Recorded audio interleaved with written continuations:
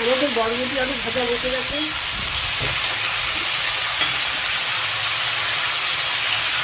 এদিকে কড়াইতে তেল দেওয়া হয়েছে, এখন ভোলা মাছগুলো হালকা করে ভেজে নেব।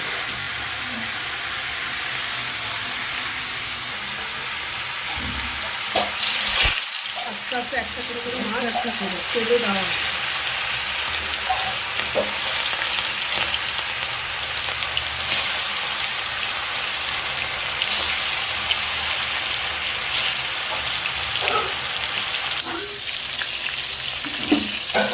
এইভাবে করে সব মাছগুলোকে উল্টে দিলাম।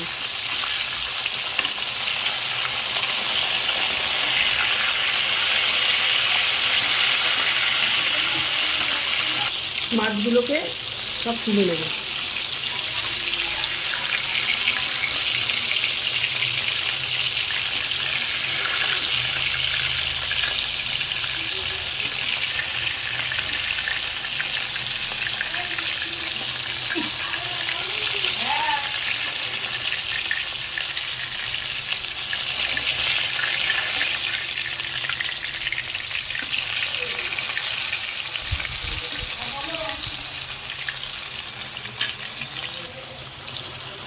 এইভাবে সব মাছগুলোকে ভেজে তুলে নেব।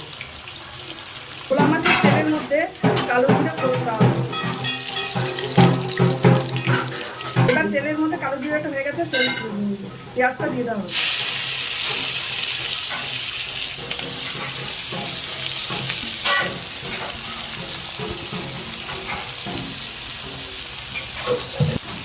এবার রসুনটা দেওয়া হবে।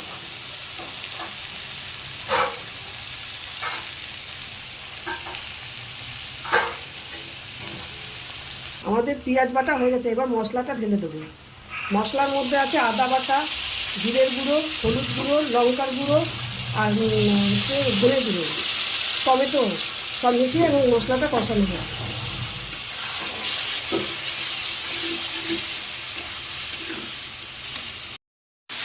আমাদের বরবটি আলু ভাজা বসে গেছে।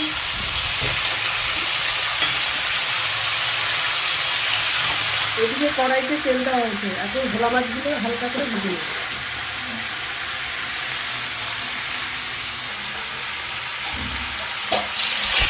আস্তে আস্তে একটা করে মাছ একটা করে তেলে দেওয়া হয়।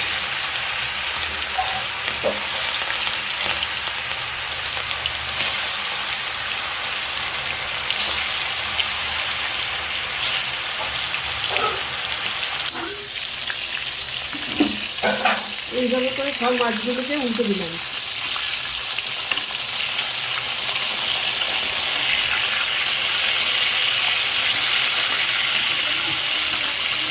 মাছগুলোকে সব তুলে নেব।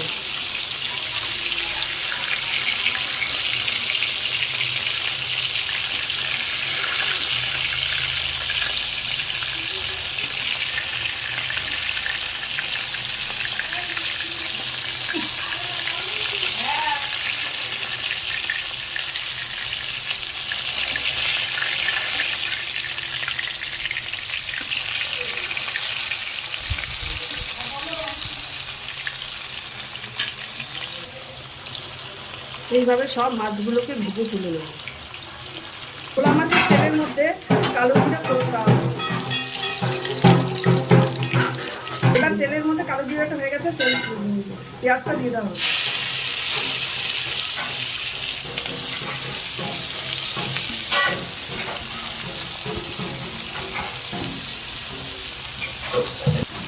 এবার রসুনটা দেওয়া হবে।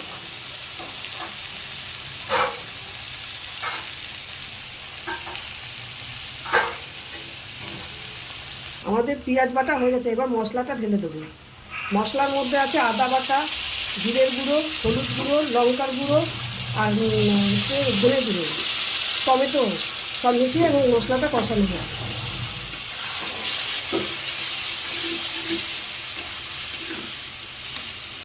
মশলাটা আমাদের কষানো হয়ে গেছে, এবার আমরা জল দেবো। অল্প পরিমাণে জলটা দেবো। জলটা দিয়ে দিচ্ছি।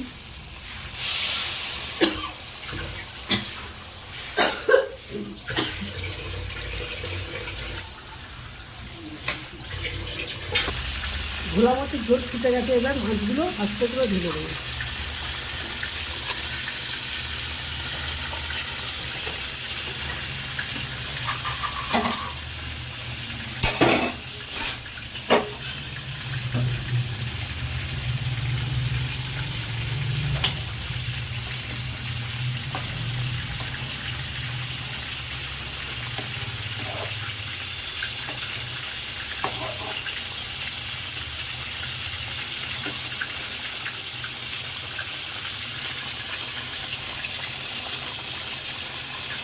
ভোলা মাছ আমাদের হয়ে গেছে, এখন ধনে পাতা দিয়ে দেবো, দিয়ে নামিয়ে দেবো।